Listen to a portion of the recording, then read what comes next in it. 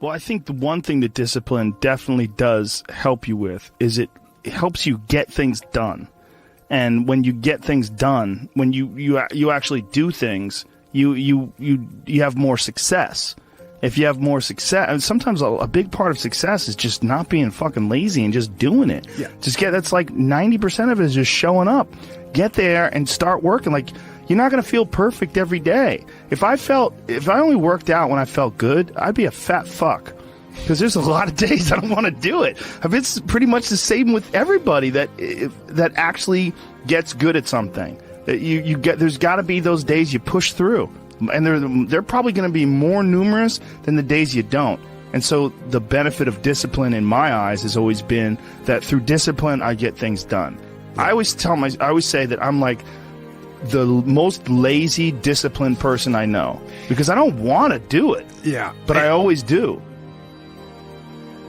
One of the big problems is sitting down and doing the work. Mm-hmm. And you got to, and Pressfield talks about that in the most concise and beautiful way. And he labels it like an enemy. He calls it resistance. Mm-hmm. And that you have to sit down, you have to overcome resistance, and that the pro goes to work. And it doesn't matter if you're sick, it doesn't matter if you have kids, it doesn't matter what, you're a pro and you go to work. And that just, it puts it in your head that this is what I do. This is what, and you have pride in that. And then when you are in front of that keyboard and you look down at the count, it says, I got 1,000 words today. I put 1,000 words in. You're doing the work. Yeah. And out of that work, gems blossom. Yeah. Little things, but you might have a day where you just write nothing but dog shit. So what? Show up again tomorrow. And tomorrow out of that dog shit, a flower will emerge. You never know. And that's the only way to develop real, to really develop your potential 100% in anything,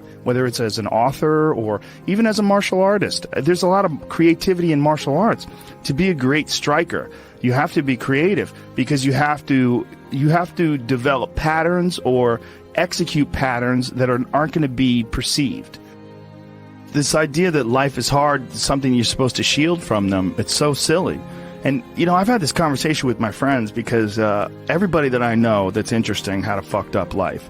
But now we have kids, and the last thing we want is our kids to have a fucked up life. So we put our kids in these good schools, we live in these nice neighborhoods, everybody eats healthy, and there's no fucking domestic violence, and everybody seems, it's so different than all of our lives. And we were talking about it. Me and Brian Callen were actually talking about it. Look, we all had fucked up childhoods, and everybody we know had fucked up childhoods. And they're all interesting. But I don't want my kids to be boring, but I also want them to be safe. So it's like, how do you approach that? I mean, I think you get involved. This is what I've chosen to do, is get my kids involved in martial arts and give them the opportunity to pursue difficult things, and understanding that through pursuing these difficult things, in accomplishing stuff, you learn something about yourself. You learn that you have this ability inside of you to overcome. Get obsessed with life improvement. Find things that you enjoy doing that are difficult. Do them and get better at them. It seems so simplistic. It seems like a ridiculous, idealistic point of view, but it's effective. Well, you need some amount of pride and some amount of ego to get good at things in the first place, because it's such a counterintuitive notion, because you have to have a belief in yourself. You have to be able, when you start out at jiu-jitsu, you're a white belt. I remember being a white belt and being like, oh my God, I am fucking never going to get good at this. I'm going to suck forever. But to look at people who are better than you and know they had to have sucked at one point in time. Okay, there's somewhere along the end of this tunnel, there's got to be a light. I just got to keep going. Yeah. And that takes ego, and right? Ego, I was going to say, ego drives, you to be successful, me to be successful. Ego is what's driving you. The problem is when you let ego go too far. Yeah. And, everything takes balance. There's a dichotomy in everything. Every part of you has a dichotomy. You can get so into the physical aspects of things that you end up doing a bunch of steroids and going crazy and ruining your health. Right? Yeah. That's not good. Right. The other end of the spectrum, you can sit around and play video games and turn into a... Bodybuilding is a great example of that, because when you start lifting weights, you're like, God, I'd like to be stronger. And you start getting a little bit bigger. You're like, oh, look at that. I got a muscle. Woo, this is cool. And then you keep going, and then you keep going. But some guys get so fucking crazy, they won't stop until they have 22-inch arms. And they want to have thighs that are so big, they have to walk like they've got a barrel in between their legs. And, you know, and they just can't help it. They just take it to some completely unhealthy place. Yeah, that's rough. Yeah, well, it's just the nature of trying to get good at something. You got to recognize what's good and what is just fucking insane. For some people, especially, they're just experiencing way too much pressure. And that pressure, a lot of times, it's just an imbalance in perspective. And some of it's, I was talking to this mom once. Her daughter does gymnastics with my daughter, and we were talking about kids killing themselves where she used to live. She used to live in one of the really wealthy tech areas outside of San Francisco, and a bunch of kids that went to school with her daughter that were like 15, 16 were jumping off bridges and shit. Like, it was like an epidemic. And they were trying to figure out what the fuck is going on, and they're literally calling it affluenza. That these affluent kids and their families are literally worth $1 billion. You know, I mean, everybody's super rich, and they're having this insane pressure, like before high school and in high school, to be in Ivy League schools and to get 4.0s and all, and they're not having any fun, and they're not experiencing life, and they don't have any hope, and their parents are all on fucking pills, and they're just killing themselves. For some people out there that aren't feeling good, man, if you just fucking struggled more, you get over that struggle, you feel better. It sounds so simplistic, but I swear by it. I've felt shitty myself, and then forced myself to work out, and after I get out of there, I'm like, whoa! 100%. Fucking it's 100% guarantee. It's hard for people to break momentum, too. Momentum that's good momentum, or momentum that's bad momentum. When I get on a good groove of working out all the time, I feel it. Like, after I'm done working out, I'm like, yeah, I can't wait to get in there again. I can't wait to work out again. That's the good momentum. But then there's that bad momentum, like you get injured or something like that, and you can't do anything for a couple of weeks, and then to try to get that kickstart that motor up again, it's hard to get momentum. There's a lot of people that are eating shit food, and then by the end of the day, your body's in a crisis. Yep. Your body's just processing all this bullshit. And if you're eating a big, bullshit lunch filled with nonsense, like, your body's got to process all that stuff. And so at the end of the day, yeah, you're going to lose your willpower. So, like, when 5 o'clock, 6 o'clock rolls around, you're going to be tired. But if you have a healthy lunch, and, you know, you're properly fueled, and then you also have positive people in your life, everyone's motivated, by the end of the day, you're going to feel good. Whatever the fuck your thing is, just go and do it. Just force yourself to do it. And if you feel like shit because you ate lunch, then your lunch was, filled with bullshit, well then, hey dummy, don't eat shitty lunch tomorrow. Tomorrow try a nice salad. Yeah. Try a salad with some salmon and see how you feel then. You're like, hey, I feel way better today at 6 o'clock. Duh. Yeah. Now your decision making will be better. Like, people don't understand how significant it is. Like, all these little decisions, those are like that's the path for the rest of your existence on Earth. And if you decide to go to fucking Cheetos chocolate chip cookie route, you're just making a shit path. You're carving your fucking path through broken rocks and glass, and it's not the way to go. You know what else doesn't exist in a day-to-day life? A place where it's okay to be a man. It's actually okay to be a man. It's okay to have man thoughts. Like, everybody is so toned down and neutered. It's like human resources and corporate life has watered down people's natural behavior to the point where people are just dying on the inside, sitting in these fucking cubicles, rotting, just freaking the fuck out, having all these thoughts they can't entertain, having to pretend to be someone they are not all day long, putting on this bullshit way of talking, this fake way of thinking. Everybody's got to subscribe to whatever fucking ridiculous policies their company wants to enforce. And you're just a robot, and you get out of there and you just want to scream. It's this fear of discomfort. People have this extreme feeling in their mind when it comes to their associations with exercise. They want to avoid discomfort. They feel like any type of exercise is just like something to be avoided. That's not for me. Fuck that. I don't want to sweat. I don't want to strain. And a lot of times, this association that they have is about the beginnings of getting in shape. It's not about once you're actually fit. Because once you're actually fit, exercise is something you look forward to. It's an alleviation of stress. it feels great. Like if I can't get a workout in, I look at my schedule. I go, oh shit, I don't have any time for a workout, which means I'm not going to get that good feeling. And so instead of looking at it like, oh, I've got to go grunt and sweat, I'm thinking I'm not going to feel good. I'm not going to feel relaxed. I'm not going to feel carefree. And I'm not going to feel even appreciative. Like my appreciation of things, and it gets enhanced greatly after exercise. I just feel better. I feel like I can take things in for what they are rather than, you know, whatever sensory data that I'm getting from any event is just one more distraction that gets in my way. And you know, that's a lot of times how I look at things if I'm overstressed or if I'm working too much. Like our bodies, for whatever reason, most people, their associations are to avoid anything that's uncomfortable. But it's so illogical, because when you look at comfort and you look at success and progress and the feelings of accomplishment and of getting past certain hurdles in terms of like how you feel about life, a lot of those are connected to discomfort. Like discomfort is your friend. It really is. Like discomfort and not being happy and content with certain situations in life or certain feelings in life, they're massive motivators, and they're amazing at facilitating change. And yet our instinct is to avoid those and just sit on the couch and watch some fucking reality show about dudes who make moonshine with our jaw open, like it's bizarre.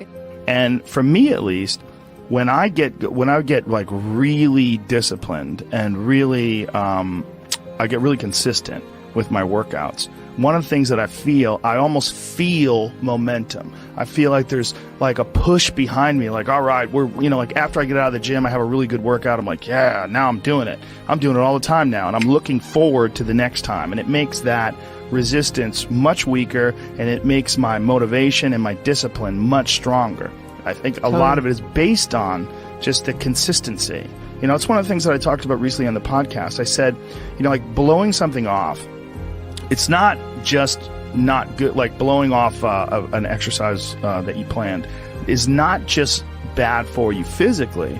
It's also bad mentally, because then that option is now available. The option to fuck off is available. And you did it before, and you're probably going to do it again, and you'll get mediocre results, not just in that aspect of your life, but maybe in all aspects of your life. Because I think that option to fuck off, when you embrace it, that is a pathway that you might choose when it comes to dealing with conflict in your personal life, dealing with business decisions, dealing with career decisions, like an uncomfortable decision that you might be faced with, where you need to make a change as far as like what your pathway is in life, but you don't do it. Instead, you fuck off. And that the inclination to fuck off, I think, that gathers momentum as well. The inclination to be disciplined, that comes with momentum too. And I think both things, like you take a path, like the path of the healthy person or the path of the fuck off. Like this is not, like your body is like a race car that you can juice up yourself. Like you can add the fat tires, you can add the improved suspension, you can beef up the horsepower in the engine. You could do all that yourself. Or you could just choose to have this shitty body that's always falling apart on you, because we're essentially ecosystems. You know, and we're in charge. This weird consciousness that has all this resistance and has all this inclination towards comfort and fucking off and blowing things off is what is in charge of making all these things happen that keep this ecosystem healthy. It's almost like if Earth itself had like a shitty manager. You know, if like there was a natural manager of Earth that was like, oh God, who cares if it rains? Oh God, you know, like I'm gonna stop growing things. I don't give a shit anymore. It's all stupid anyway. I mean, it's literally like the just blow it up. Yeah. Fuck it, let's just kill all of life. Well, it's all gonna die eventually. I mean, the sun only lasts 7 billion years. You see, that is the perspective a lot of people take with aging, where it's like, well, you're gonna die, you're gonna age, you can't stop aging. And it's like, yes, you're right, but that's not the point. The point is to age better. Like, that's the point. The point is to increase your health span, you know, and that is, we know is possible. Like that can, there's some of these like centenarians and super centenarians I've seen that are like over 100 years old, and they're like riding bikes and racing, and it's like, they're old. They are very old. But they're experiencing a very good quality of life. Yeah. And they're experiencing a quality of life that these other people that don't exercise feel, they physically feel their own body diminishing, and they just feel it's inevitable. It is what it is. You're wasting your time. You're out there running around. But no, we're not, because this experience right now, it's not like, no one's under the illusion that you're going to live forever, but you are enhancing the experience that you're currently involved in right now. And you are alive. Right. You are alive. You do experience this life. But do you experience this life optimally? Is it as enjoyable as it can be? And we all know that there's a spectrum for that enjoyability. Like, we've all had times in our life where it's not been so great. And then times in our life where everything came together, and like, what a fucking great day. Woo!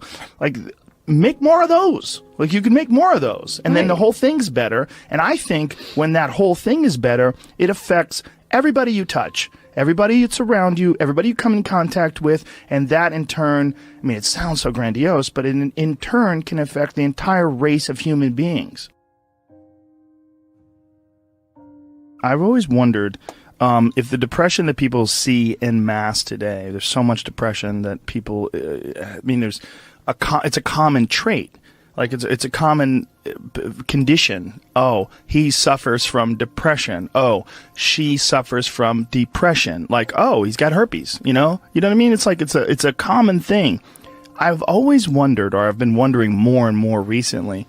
It really hit me when, have you ever seen Heinmo's Arctic Adventure? This guy lives in this incredibly remote area of the Arctic National Wildlife Refuge in the Alaskan interior, and he lives in this really small log cabin, and he hunts and gathers, and that's all he does. And he's very smart.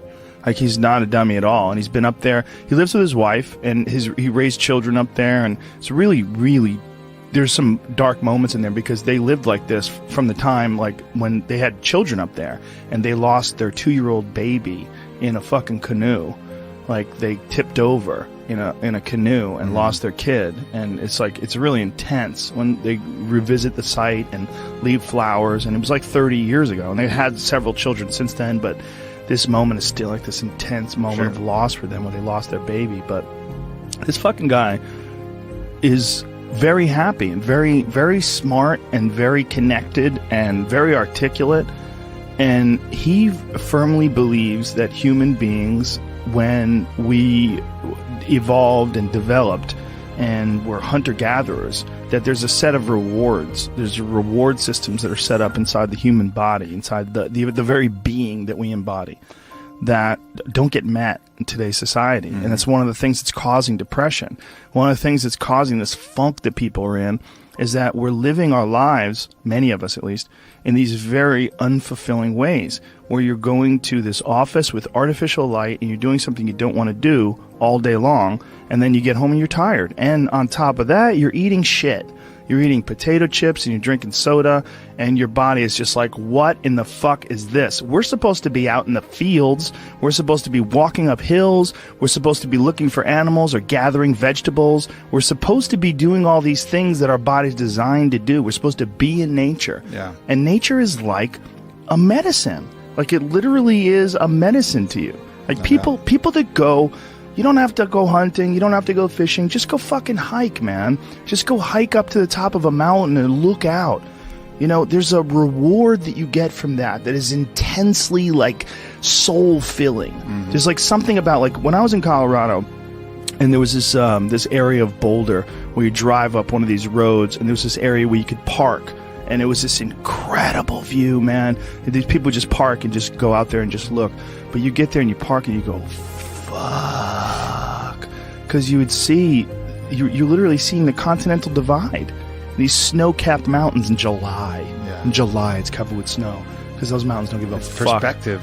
Oh. You know, just this whole new perspective on it. And I think nature, the ease of suffering is always in presentness. You know, when you're in presentness, truly locked in presentness, there is no suffering. There can be pain, but no suffering. Suffering is something created by our own minds. And I think nature is one of the great ways to do this, because humans, we take cues from our environment. And nature, as I was saying earlier, is always in the present.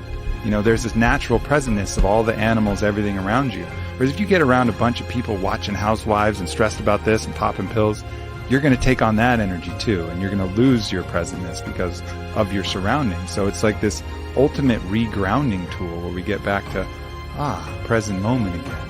Yeah. You know, and that's such a fucking key element to human happiness. And I think the other key element is having something we're fighting for.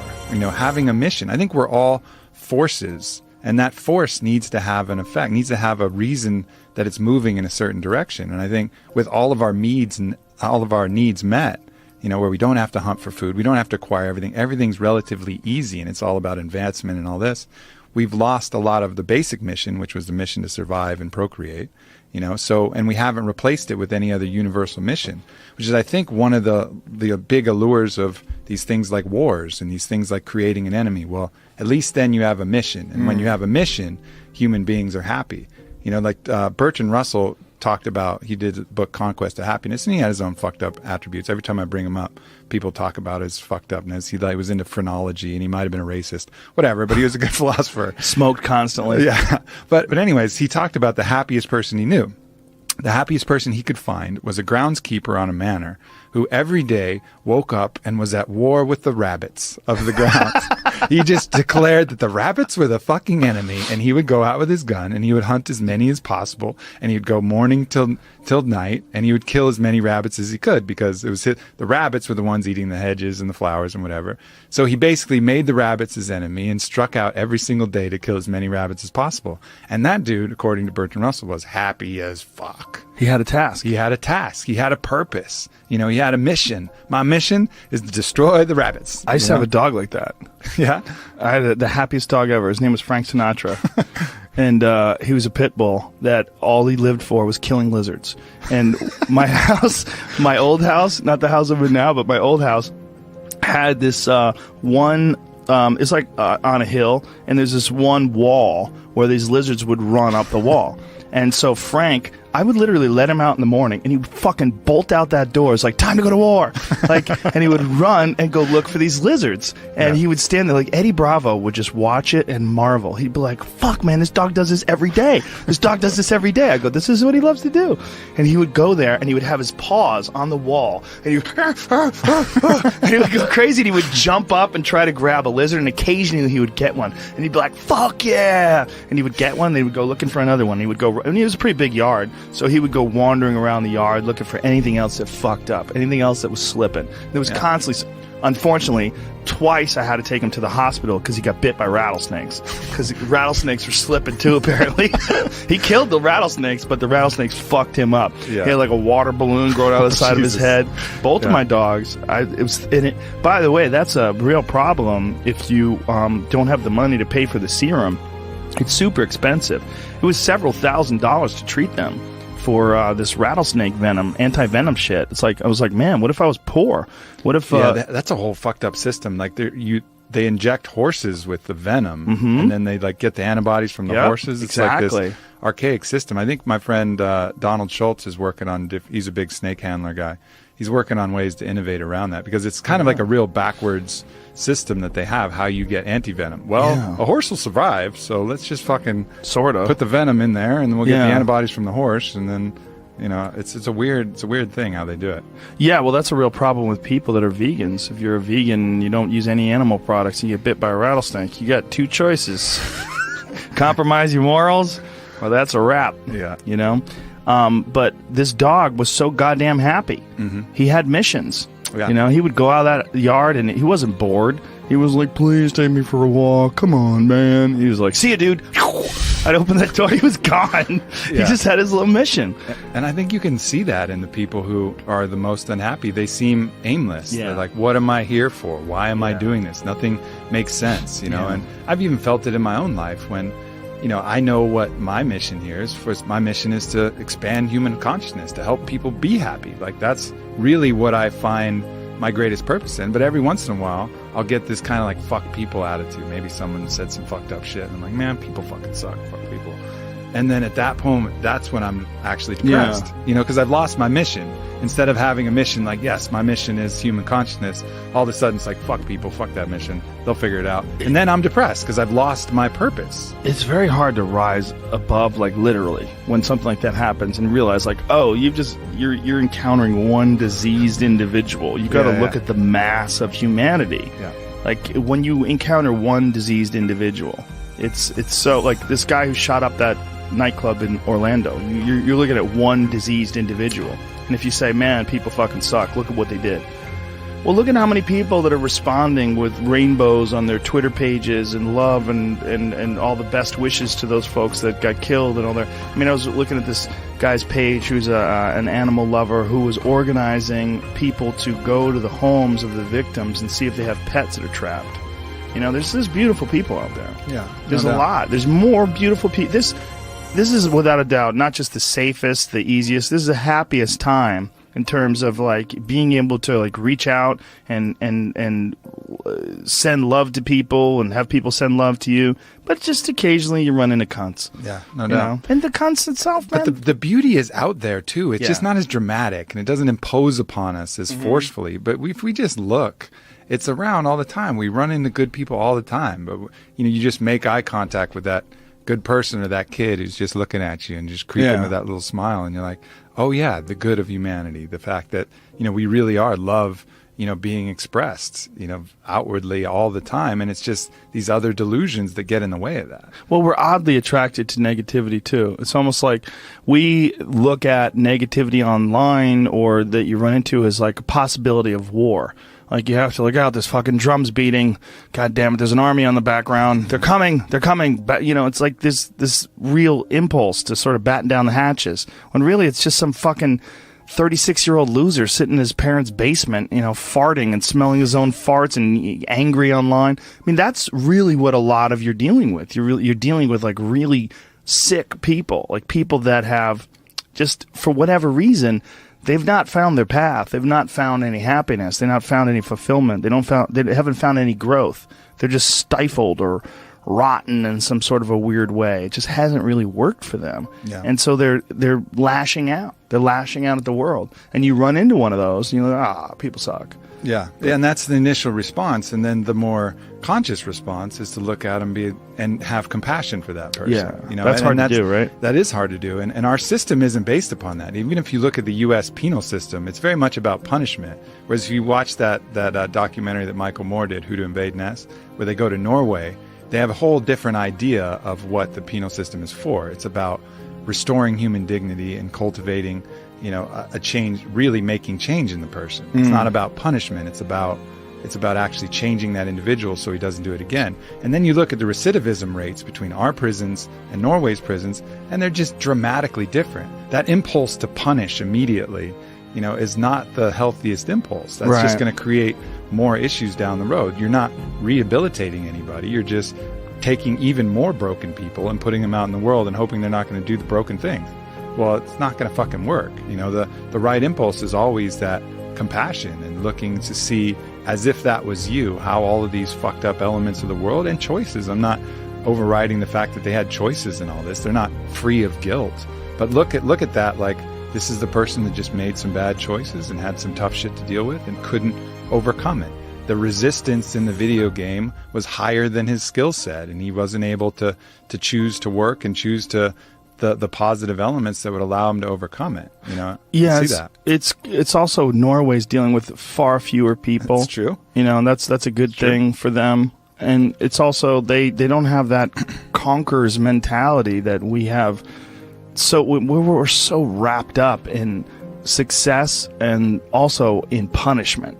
I mean, that is a big aspect of our culture, like punishment. And I mean, like when anybody does anything wrong online, the amount of people that feel like it's their job to shame that person and embarrass that person and insult that person, it's pretty crazy to watch when something goes down. It's all so counterproductive, and I see that in the people shaming people for appropriation, right? So let's say, for example, someone wears a headdress at a fucking festival, right? They're probably they're not doing it to mock the Native Americans, most likely. It's probably like a mild appreciation and interest. I think this looks cool. I'm in a place and, you know, and then all of a sudden they get all this intense hate and shame and putting all of this stuff, all of these intentions on them that weren't true. Again, going back to my point about morality, it's not about the act, it's about the intentions of the act.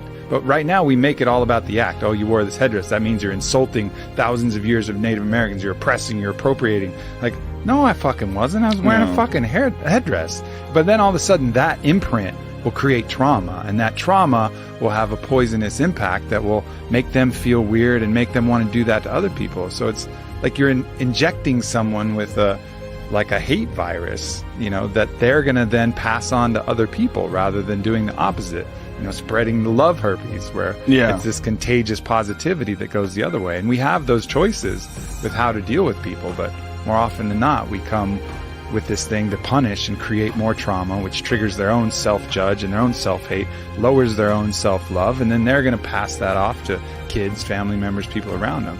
You know, there's just two sets of dominoes that we can choose to take either path.